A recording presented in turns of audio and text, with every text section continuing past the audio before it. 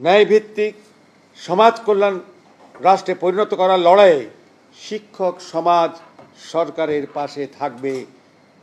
আজকের দিনে এই আমরা অঙ্গীকার করছি। জনতার এই আন্দোলনে যাদের আত্মত্যাগ আর রক্তের বিনিময়ে স্বৈরতন্ত্রের পতন হয়েছে, সেই সব জাতীয় বীর শহীদদের আত্মার মাগফিরাত কামনা করছি। সাংবাদিক বন্ধুগণ,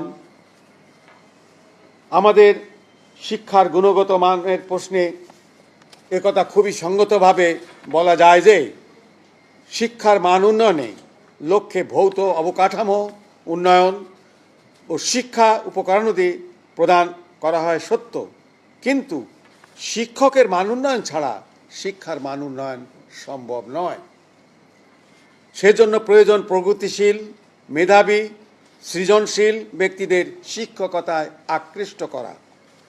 শিক্ষককে জ্ঞান সমৃদ্ধ, কুশলী ও দক্ষ করে গড়ে তোলার জন্য শিক্ষকতা